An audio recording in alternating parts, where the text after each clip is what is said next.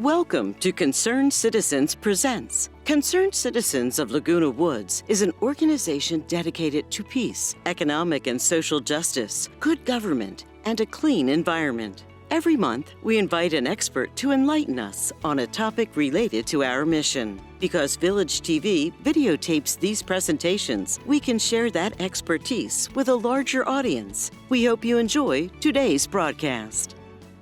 Welcome, Erwin. I'm Suzanne Modell, the president of Concerned Citizens, and we're thrilled to have you. Please take the floor. Oh, thank you. I'm delighted to be with you. Thank you so much for having me. Truly my honor to speak with you again. I always enjoyed being able to come in person when I lived in Orange County, but now I'm delighted to be able to do this by Zoom. For about 5 years now, after each Supreme Court term, I write a book published by the American Bar Association that recaps what the Supreme Court did. I always look for a theme in the cases and to use it to have the title for my book. Sometimes it's easy. You might remember 3 years ago, there was the term of the court where it overruled Roe versus Wade, dramatically expanded gun rights, significantly changed the law of the religion clauses. I simply called it October Term 2021, a momentous year in the Supreme Court. The title for my book this year is October Term 2024, Taking Sides. Our country is more ideologically divided than it's been at any time since Reconstruction. Many of the cases that came before the Supreme Court this term posed issues with regard to the so-called culture wars and challenges to President Trump's executive orders. In all of the culture war issues, in almost all of the cases involving President Trump, the Supreme Court came down on solidly the conservative side. I'm going to talk about these cases in the next 45 minutes, but I think the underlying issue, which is profoundly important, is at a time when our country is so deeply ideologically divided, what is it going to mean to have a Supreme Court that's come down so consistently on one side of that ideological divide? If you follow the Supreme Court, you might be interested in some of the numbers with regard to the term. The Supreme Court decided 56 cases with signed opinions after briefing and oral argument. It's almost the same as last year when it was 58. And over the last number of years, it's been somewhere between 55 and 60. What makes this notable is that as recently as the 1980s, the court was deciding over 160 cases a year. In William Rehnquist's last year as chief, October term 2004, 20 years ago, the court decided 85 cases. With John Roberts as Chief Justice, the court has gotten nowhere near that.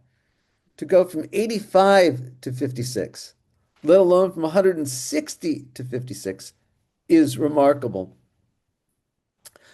One of the other changes that's interesting is the number of matters on the Supreme Court's emergency docket has grown tremendously.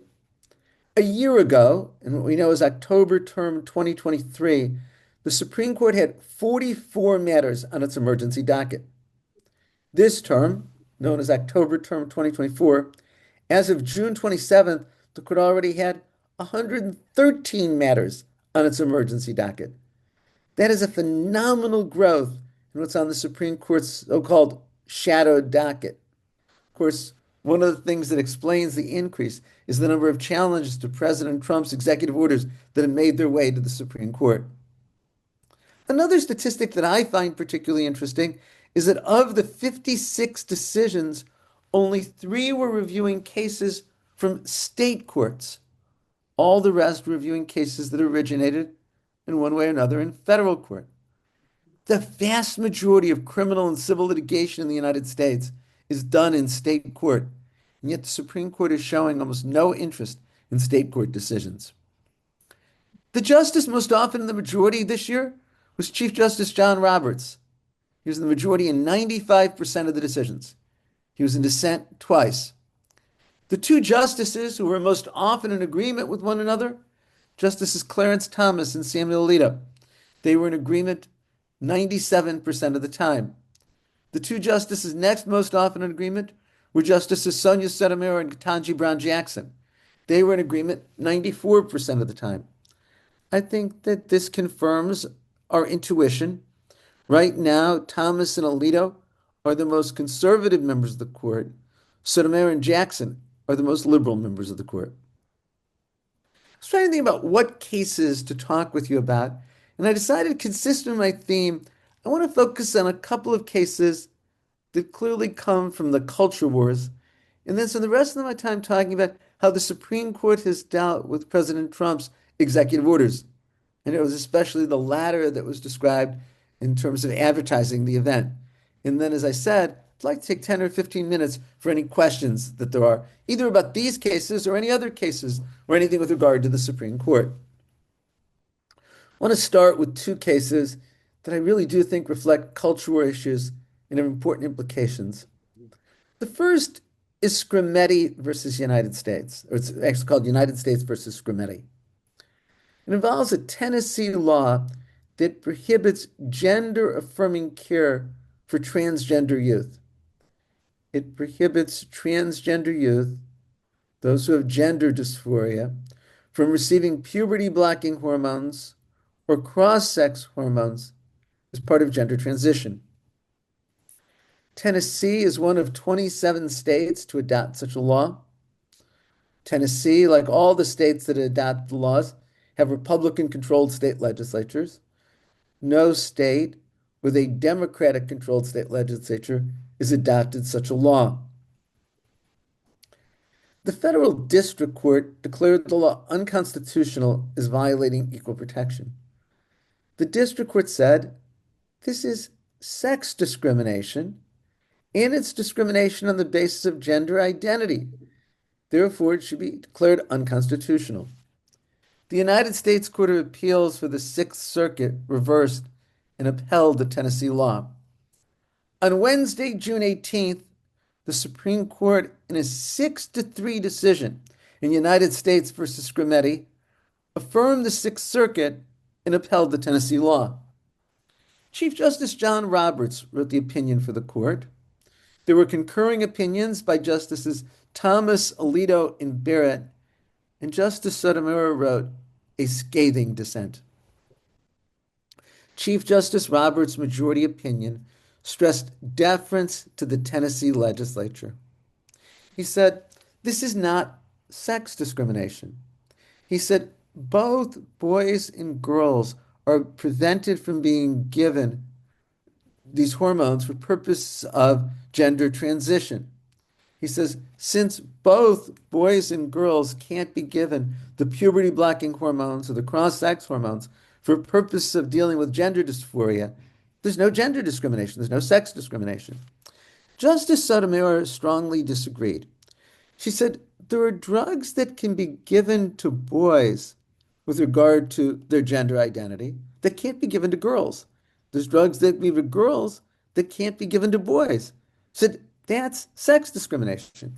She said, imagine a boy is having delayed puberty. He can be given testosterone for purposes of affirming his male gender identity. But if a girl is transitioning and she wants to be given it for purposes of her gender identity, she can't. Or imagine that a girl has delayed puberty and they're given estrogen or other female hormones. That's permissible.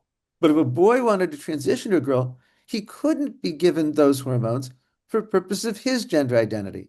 She says that's sex discrimination, that the same drugs that can be given to a boy for a purpose can't be given to a girl for that purpose, or vice versa. The second argument that the majority considered is whether this should be regarded as gender identity discrimination, and if so, how should gender identity discrimination be treated under the Constitution? The Supreme Court has never specified how should gender identity discrimination be handled under equal protection. Chief Justice Roberts said, this isn't gender identity discrimination, so the court doesn't have to reach the issue of how to treat it under equal protection. He said that the key case is one from 1974, Geduldig versus Aiello. It involved a California law. the law provided for paying for disability benefits for state employees who are disabled because of medical conditions. And the law would provide for disability benefits for disabilities related to all medical conditions except for pregnancy-related disabilities. And the question was the exclusion of pregnancy sex discrimination? So there are conditions that would affect only women, say ovarian cancer, and they would get disability benefits. Conditions affect only men, testicular cancer, they would get disability benefits. But if the disability resulted from pregnancy, no benefits. The Supreme Court said this isn't sex discrimination. The Supreme Court said, and I'm quoting here, there are two categories of people, pregnant persons and non-pregnant persons. Supreme Court, in an opinion by Justice Potter Stewart, said women are in both categories, so it can't be sex discrimination. Chief Justice Roberts said, well, likewise, there are two categories of people. There are transgender individuals who want to use these hormones for the purpose of gender transition. And there's everybody else who wants to use the hormones, but for other purposes. He said transgender individuals are in both categories, so it can't be sex discrimination. Can't be discrimination based on gender identity. Justice Sotomayor said, Geduldig is one of the most ridiculed Supreme Court cases in history. Everyone knows pregnancy discrimination is sex discrimination. Justice Ginsburg, who Sotomayor quotes, said, Geduldig was wrong when it was decided, and it's wrong today. Justice Sotomayor says, the whole purpose of the Tennessee law was to discriminate on the basis of gender identity to prevent transgender youth from having the medical cure for gender transition. Justices Thomas, Alito, and Barrett all wrote concurring opinions in which they said there should be great deference to the legislature when it adopts laws like this. Discrimination against gender identity shouldn't receive any special protection, any heightened scrutiny from the court. Justice Sotomayor, in her dissent, talked about the human consequence of this, that a third of all transgender youth attempt suicide, how hard it is if they aren't able to have gender transition. She said, with sadness, I dissent. I think this is the Supreme Court very much taking the conservative position in the culture wars. The majority says we're not going to look at the medical evidence. We're going to leave it to Tennessee, whereas Justice Sotomayor, in her dissent, very much wants to look at the medical evidence. Now, every medical organization supports treating gender dysphoria.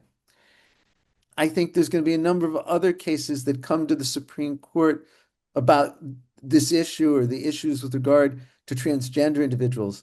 The Supreme Court has granted review in two cases that will be argued next term that involve state laws that prohibit transgender individuals from participating in the sport that correspond to their gender identity. The cases that are coming before the court next term are Little versus Hecox and also Idaho versus BPJ. West Virginia and Idaho adopted laws that prohibit transgender individuals from competing in sports in a way that corresponds to their gender identity. Both the Federal Court of Appeals for West Virginia, the Fourth Circuit, and that for Idaho, the Ninth Circuit, struck down the laws as discrimination against individuals based on gender identity. This so much puts the issue of the culture wars before the Supreme Court again. And of course, it again puts before the court the issue of how should discrimination based on gender identity be treated under equal protection. One of the interesting things to keep in mind is how rare it is for transgender individuals to want to compete in the sport that corresponds to their gender identity. The president of the National Collegiate Athletic Association testified before Congress last December that there are 500,000 collegiate athletes, but only 10 of them are transgender. There's another matter before the Supreme Court involving transgender individuals that could return next year. President Trump issued an executive order prohibiting transgender individuals from serving in the military. A federal district court declared this unconstitutional, violating equal protection, and issued a preliminary injunction. The Court of Appeals upheld And the Supreme Court, 6-3, reversed the lower courts and said that President Trump could bar transgender individuals from serving in the military. So I think all of this is an indication where the court is likely to be on this issue with regard to gender identity discrimination. The other culture wars case that I want to talk about is Mahmoud versus Taylor. Montgomery County, Maryland, adopted a curriculum with regard to sexuality, sexual orientation, and gender identity. And the Montgomery County School Board, which governs one of the largest school systems in the country, has this as a curriculum from young ages through 12th grade. Some parents brought a challenge to this. They said that some of the material taught violates their free exercise of religion. It's inconsistent with their religious beliefs. And they said that as a result of this, they should have had a right under the First Amendment Free Exercise Clause to notice and to opt their children out of the instruction. It's interesting if you read the books yourself that there's such a difference in how the majority and the dissent wants to characterize them. One of the books involves a girl who's having her uncle get married, and her uncle is marrying another man. I went and read the book, and I really saw it as about this 10-year-old girl was worried that when her uncle got married, he would have less time for her. In the book, there's a wedding, and at the end of the book, everyone, including the girl, cheers for the uncle. The majority interprets this book as celebrating same-sex marriage. The dissent says that this is just a book about tolerance, and it recognizes that there are same-sex couples. But you see there how different the characterization is. The Federal Court of Appeals ruled against the parents, but the Supreme Court on Friday, June 27th, reversed. Justice Alito wrote the opinion for the court ruling in favor of the parents. Again, it was Justice Sotomayor who wrote a vehement dissent. Justice Alito said that it's well established that parents have the right to control the religious upbringing of their children. He relied on a case in the 1970s, Wisconsin versus Yoder. There, the Supreme Court held that Amish parents had the right to exempt their children from schooling requirements after the 8th grade. The court relied on the right of parents to control the religious upbringing of their children. Justice Alito said that parents could believe that exposing their children to this material was inconsistent with their religious beliefs. The parents say that their religion condemns same-sex marriage, same-sex sexual activity, that their religions don't believe that there's such a thing as gender dysphoria. And therefore, they say, to expose their children to this with teachers putting the material forward would undermine their religious beliefs. Justice Alito accepted that argument and said that therefore the government would need to show some compelling interest for the material and another way to achieve it, which the government couldn't do. Justice Sotomayor in her dissent said, this is the first time in history that the Supreme Court has ever said that exposure to material itself violates free exercise of religion. Justice Sotomayor said this is going to, quote, cause chaos in the public schools. She said now parents have the right to notice and opt their children out of any material whenever it's inconsistent with their religion.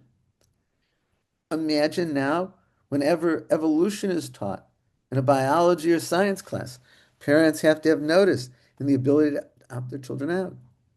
Imagine any time in an English class where there's a book where there's witches or witchcraft, like Harry Potter or The Wizard of Oz.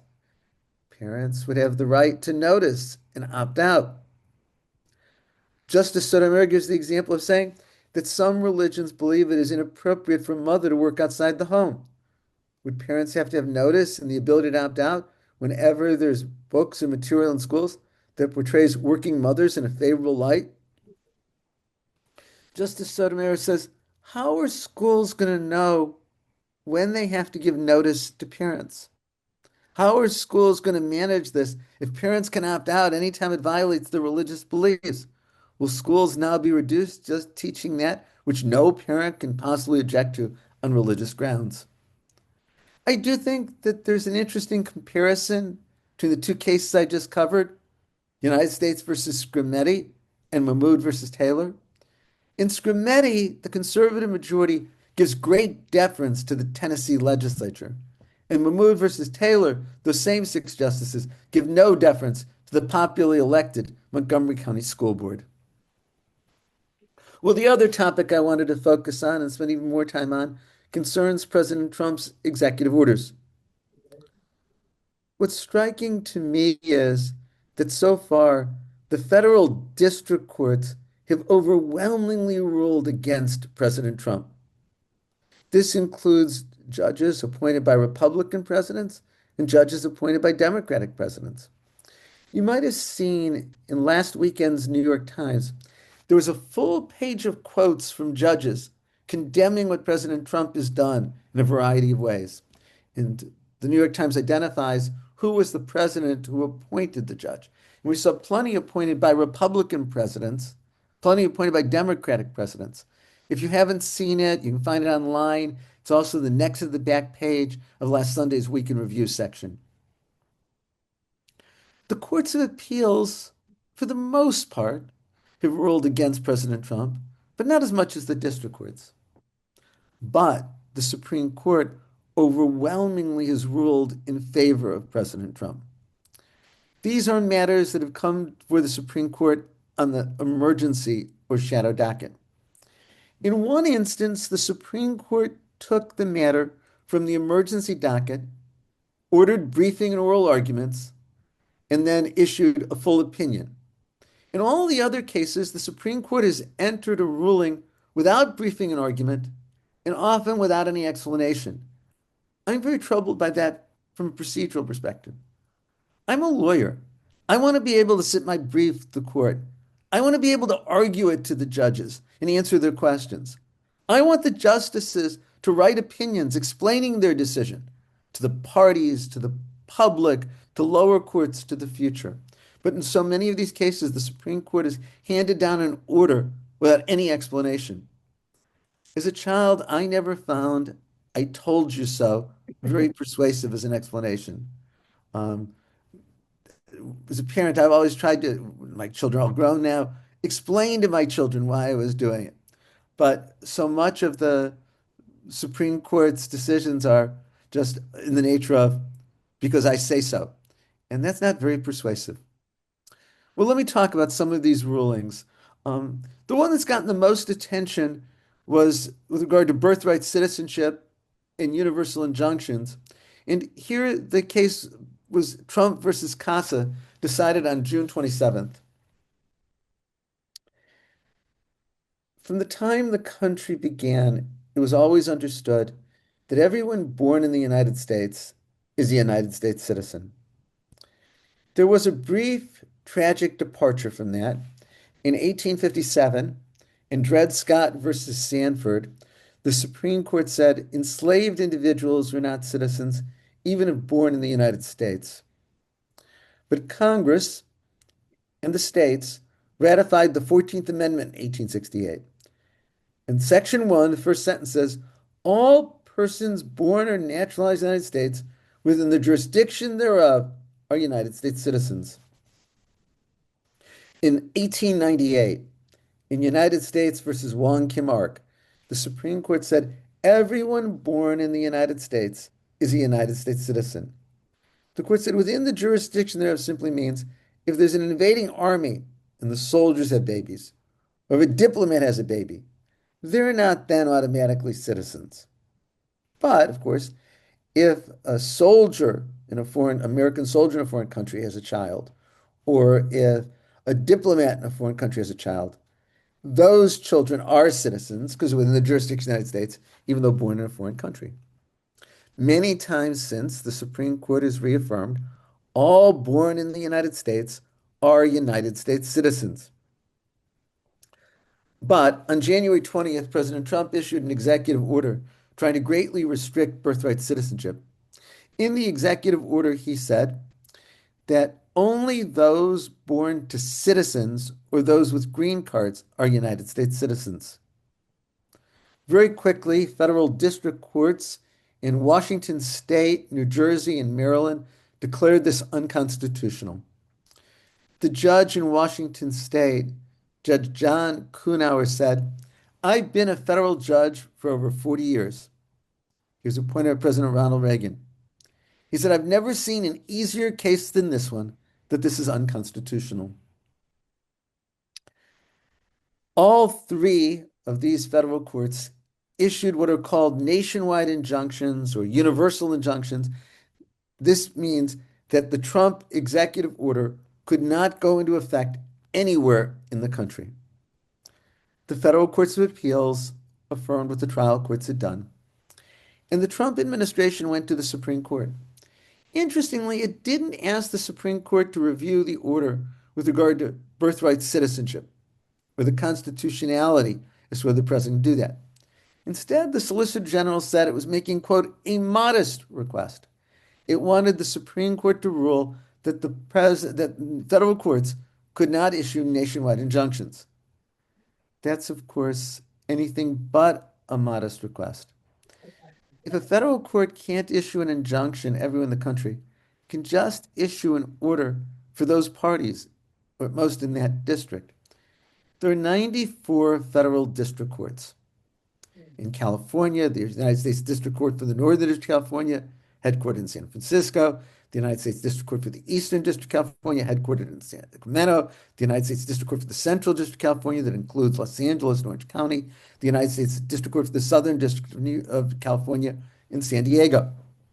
If you don't have a nationwide injunction, then it would have to be litigated in each of these separate courts.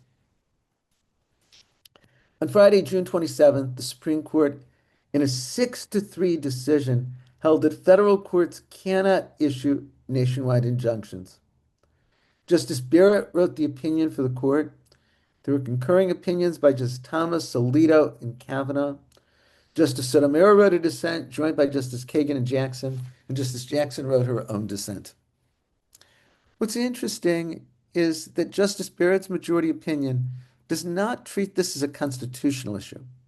It's not about whether federal courts have the constitutional power to issue nationwide injunctions. Instead, she says this is a question under federal statutes as to whether federal courts can do this. She focused on the statute that created federal courts, the Judiciary Act of 1789. And she says the issue is, did federal courts, under the Judiciary Act of 1789, have the authority to issue nationwide injunctions? She said, we look at this by examining what the law was in England before the Constitution was written and the Judiciary Act of 1789 was adopted. She said, we look to whether or not the High Court of Chancery in England in the mid-18th century could issue nationwide injunctions. She said, the High Court of Chancery couldn't issue anything like a nationwide injunction. Therefore, federal courts don't have the power to issue nationwide injunctions, and that ends the matter. Justices Jackson and Sotomayor sharply disagree with that methodology. Justice Jackson says, no court in England had the authority to stop what the king was doing. Why are we defining the power of federal courts to stop what the president is doing by looking at 18th century English law? Justice Sotomayor, among other things, said, this is an area where courts have always had great flexibility to fashion remedies. It's called the equity jurisdiction of courts, to do that which is fair and equitable. And she says we shouldn't be limiting the federal courts to what they could do or couldn't do in 1789. The fact that the statute didn't give the courts that power explicitly doesn't mean it was meant to prohibit them from having it.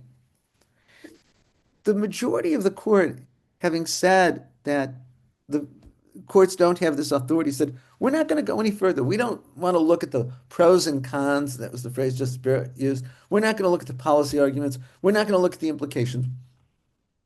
This is just a question. Do federal courts have the authority under the statute to do this? But Justices Sotomayor and Jackson want very much to look at the consequences. For them, this is weakening the power of the federal courts to stop unconstitutional presidential actions at a time when we have a president repeatedly violating the Constitution. Justice Jackson says that this case is a real threat to the rule of law. I think what the case is going to mean in the long term, will depend on whether there's adequate alternative ways to stop unconstitutional presidential actions. What about a nationwide class action suit? The court didn't rule on that. What about allowing a state government to sue on behalf of all of its residents? It wouldn't be nationwide, but at least like in California, it could be protecting everyone in the state. Justice Barrett's majority opinion said, we're not going to deal with that either. Justice Thomas and Alito wrote concurring opinions, addressed to federal trial courts and said, don't use nationwide class actions. Don't let states sue, because then you'll just be like nationwide injunctions. But we don't know the answer. Last Thursday, a week ago today, a federal judge in New Hampshire certified a nationwide class action regarding the birthright citizenship executive order and then declared it unconstitutional. Class action suits are often much more cumbersome. Sometimes they're impossible. So can they be an adequate substitute here? I do think that Justices Sotomayor and Jackson were right. At a time when you have a president who's repeatedly challenging constitutional bounds, this case makes it much harder to stop unconstitutional presidential actions. Let me talk about another area from the so-called emergency shadow docket, and this concerns presidential firings. A little bit of background. In 1935, in Humphrey's Executor versus United States, the Supreme Court said that Congress can create federal agencies and Congress can provide that the members of the agency can be fired only for just cause. So that case involved the Federal Trade Commission. And the federal statute provided that the commissioners of the Federal Trade Commission could be fired only for cause. Cause was defined in the law. Humphrey's Executor was a unanimous decision. Humphrey's Executor has been the law for 90 years. No Supreme Court case has overruled it. President Trump, though, declared in executive orders and otherwise that he believes that Humphrey's Executor is wrong and he's not going to follow it. He said, it's a unitary executive. I'm in charge of the executive branch, and I can fire anybody in the executive branch. Any law that limits me is unconstitutional. Trump v. Wilcox involves two federal officials, each of whom were protected from firing by federal law. Gwen Wilcox is a commissioner on the National Labor Relations Board. She was nominated by President Biden, confirmed by the Senate. Her term goes to 2028. The law says she can be fired only for cause, and cause is defined the same way as in Humphrey's Executor. President Trump fired Wilcox. He said he didn't allege cause. He said he can fire anyone in the executive branch. The companion matter involved Kathy Harris. She's the head of the Federal Merit System Protection Board. She too can be fired only for cause. President Trump removed her as well. The United States Court of Appeals for the D.C. Circuit, in a 7-4 ruling, ruled in favor of Gwen Wilcox and Kathy Harris. The D.C. Circuit said, Humphrey's Executor is the law. We're a court of appeals. We have to follow it until and unless the Supreme Court overrules it. The Supreme Court, in a 6-3 ruling on its shadow docket, reversed the D.C. Circuit and let President Trump fire Wilcox and Harris. There's a short opinion for the 6 justices, and it simply says that they believe that President Trump has a substantial likelihood of prevailing on the merits. Justice Kagan wrote in emphatic dissent. She said, Humphrey's Executor has been the law for 90 years. If the Supreme Court is going to overrule Humphrey's Executor, it should be after briefing and oral argument. It should be with explanation. It shouldn't be without explanation on the shadow docket. The other case with regard to firing came down a week ago Tuesday. It's Trump versus American Federation of Government Employees. President Trump, as you know, Doge have fired a large number of federal employees.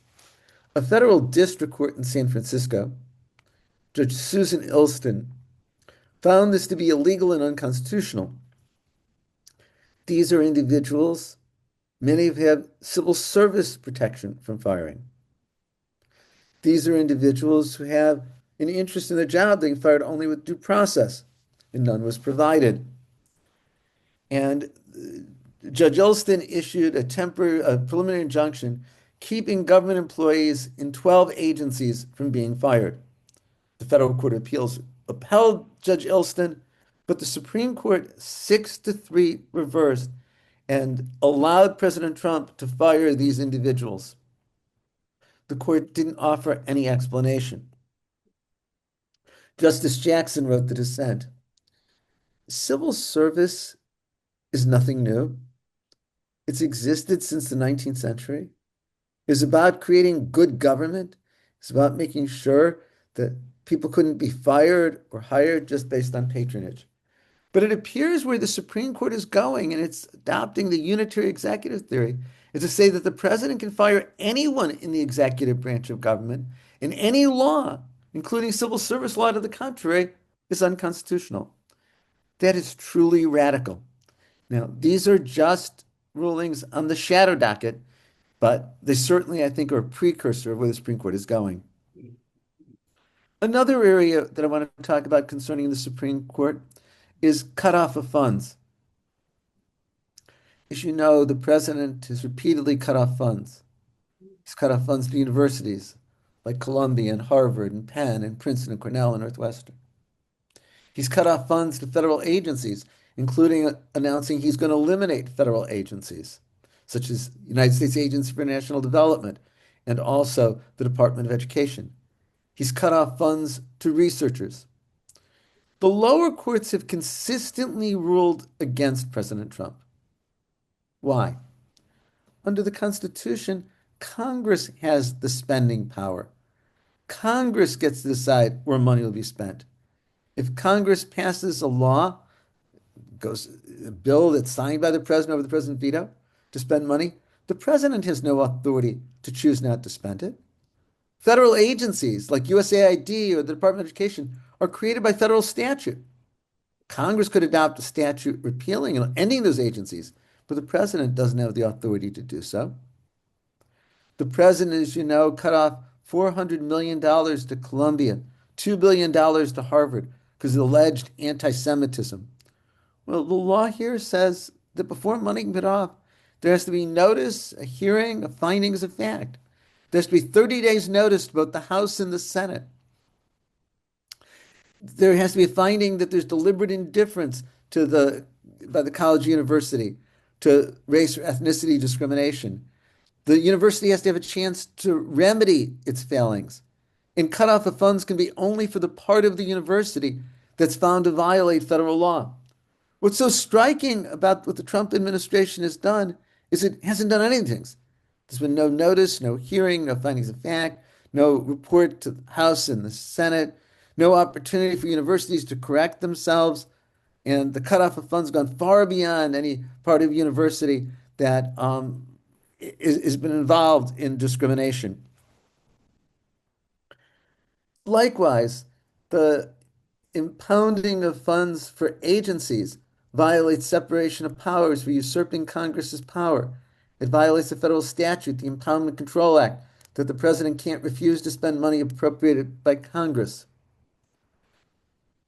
By last estimates, hundreds of millions of dollars to researchers at the University of California have been arbitrarily cut off by the Trump administration. I'm co-counsel in a lawsuit on behalf of faculty and researchers at the University of California, argued the case on June 20th in federal court, and on Monday, June 23rd, the federal court ruled in our favor, certified a class, and found that the actions of cutting off funds violated federal law. There have been 3 matters before the Supreme Court involving cutoff funds. The first I was encouraged by in the district court being allowed to order restoring of money. But the next two cases are much more disquieting. The first of the cases was Department of State versus AIDS Vaccine Coalition. You might remember President Trump cut off money for USAID. A federal judge in Washington ordered that some of that money be restored. Went to the Supreme Court, and the Supreme Court 5-4 said that the federal court could order the money be restored.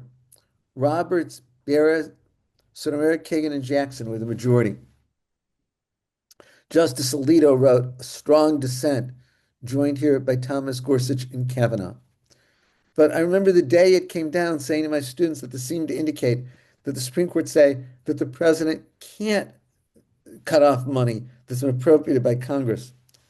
But then, that case was March 5th. On April 4th, the Supreme Court handed down Department of Education versus California. The Department of Education cut off $65 million in grants for teacher training. Federal District Court in Boston issued a temporary restraining order. The First Circuit didn't get involved, but the Supreme Court reversed and in a 5-4 decision said that the District Court couldn't order restoring the money. Here the five in the majority were Thomas, Alito, Gorsuch, Kavanaugh, and Barrett. The only justice in the majority in both these cases was Barrett, and she didn't write an opinion explaining why. And then on Monday of this week, the court handed down McMahon versus New York. This involved President Trump firing thousands of people who worked at the Department of Education in an effort to eliminate the Department of Education. The district court said Congress creates the agency. The president can't on his own eliminate the agency. But the Supreme Court 6-3 ruled in favor of President Trump, allowing the firings to go forward, allowing the gutting of the Department of Education. And there was no explanation at all from the Supreme Court. It was just an order reversing the lower court. Justice Sotomayor wrote an 18-page dissent explaining why what the court was doing here was allowing violations of the Constitution and laws of the United States. So the latter two cases give a lot of deference to the president to be able to cut off funds even when appropriated by Congress. The final area that I was going to talk about concerns detentions and deportations. President Trump invoked a federal statute, the Aliens Enemy Act of 1798, and used it to deport individuals who were allegedly from a Venezuelan gang to a maximum security prison in El Salvador. The Alien Enemy Act says if the United States is at, quote, a declared war or faces imminent invasion, then the president can summarily deport, quote, males over the age of 14 back to the enemy nation. This is a law that's been used only 3 times in all of American history, in the War of 1812, World War I, and World War II. President Trump invoked it, I say, tried to deport individuals to Venezuela, from Venezuela to El Salvador. We now know that some of those who were identified as being members of the Venezuelan gang, it was a mistake. As the D.C. Circuit said, as Judge Patricia Millett remarked, these individuals were taken without a semblance of due process. Maybe some are very dangerous, but how can you know without due process of law in a hearing? The Supreme Court stepped in, and about 1 a.m. on a Saturday morning, the Supreme Court, in a 7-2 order, said no further individuals should be taken to El Salvador until additional orders from this court. And the Supreme Court subsequently reaffirmed it. Here, only Justices Alito and Thomas dissented. And I was encouraged by that ruling, because at least it indicated there was some limit the court was willing to put on the Trump administration. But then I was very distressed when on June 23rd, the court handed down its order in another case, and this is Department of Homeland Security versus DVD. This involves the Trump administration taking individuals who are Venezuelan and Cuban and moving them to South Sudan. I think this is clearly illegal. Federal law specifies where a person being deported can be taken to. Ideally, they'll be taken back to their home country. If not, they can be taken to the country that they came from. If it's different, or they can be taken to the country they're born. But only if there's no place else does the government get to pick. And the government here was taking Venezuelans and Cubans to a prison in South Sudan, a place they knew no one, didn't know the language, where there's nobody to protect their rights, and where they could face torture and even death. The district court in Boston stopped the Trump administration from doing this. The United States Court of Appeals for the First Circuit agreed. But the United States Supreme Court, 6-3, reversed and allowed the Trump administration to resume taking people to South Sudan. There was no majority opinion, not a word of explanation. Justice Sotomayor wrote a vehement dissent. And she talked here about how what was being done was illegal. The government repeatedly violated court orders. She also talked about the cruelty and inhumanity of taking people here, places where they face torture and death. And subsequently, the Supreme Court reaffirmed that it meant it, that courts should not get in the way of the Trump administration doing this. So as you think about all the cases that I talked about this afternoon, you can see why I say this is a year where the Supreme Court very much was taking sides. So I promised to talk for about 45 minutes and leave 15 minutes for questions, and I think that's where we are. Okay, great.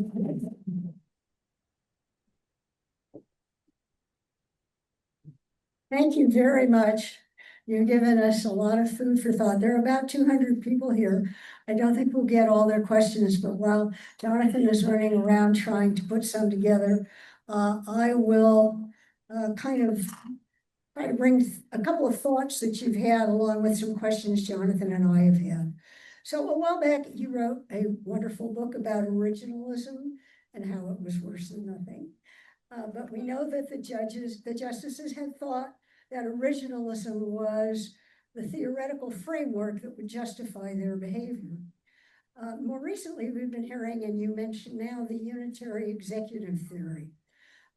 This would be a theory that would essentially give considerably more power to the president than has been customary. And now you've told us that what really I think is the main theme in your remarks is how many, many, many decisions have been made with no explanation whatsoever. So I wonder if you could elaborate on whether these things are related. That is to say, is unitary executive theory compatible with originalism, or is perhaps there some kind of a problem there? And might those difficulties have anything to do with their refusal to justify their decisions? And if that's not the direction to go, what are your thoughts as to why the justices consistently refuse to explain their decisions? Okay. Let me break that down to parts. I don't think that the unitary executive theory can be justified in originalist terms. The framers of the Constitution were deeply distrustful of executive power. They were very much rebelling against the King of England. They did not want to create something like that in the United States. The unitary executive theory is of modern origin. It first started to get articulated by some young lawyers in the Reagan administration in the early 1980s. The young lawyers were John Roberts and Samuel Alito. When Samuel Alito testified before the Senate Judiciary Committee in January 2006, and I testified against him there, several of the witnesses talked about his developing unitary executive theory and why it's inconsistent with the Constitution. When the Supreme Court first considered the unitary executive theory in Morrison versus Olson in 1988, 7-1, the Supreme Court rejected the unitary executive theory, with Chief Justice William Rehnquist, a conservative, writing for the court, and only Justice Scalia defending the unitary executive theory. So the broad scope of executive power that the unitary executive theory gives the president seems so inconsistent with the framers who wanted to limit executive power. In terms of not writing opinions, now these are cases on the emergency docket, and the justices may tell you, well, they just don't have time to write opinions. I disagree. Now, to start with, they're only deciding 56 cases. That should give them time to write opinions. But also, if they need more time, there's no urgency here. All the lower courts had done was preserve the status quo. And the Supreme Court can leave that in place until the justices get time to write their opinions. In all of these cases, the dissenting justices have time to write their opinions. I can't believe it that one of the justices of the majority can't do so as well. Okay, thank you. I'm trying to bring together a second theme here. I don't know what you would want to say about it. It really concerns what can we do, and also what can you do? For example, one question touches on the matter of whether the law school deans have gotten together at all or thought about getting together, and whether there's something they could do to support a better institute and a better outcome for constitutional law. There were questions about what we could do as citizens and as concerned citizens. So I don't know where you could go with that, but Sure. we're listening. Let me talk about first as a law school dean, and then talk about what I think we all can do. To answer the question specifically, I tried to organize a law school dean's letter objecting to the targeting of law firms. This was after the Trump issued his executive order targeting the law firm of Perkins Coie. And the executive order, if allowed to go into effect, would put the law firm out of existence. It would say no lawyers in the firm can have a security clearance.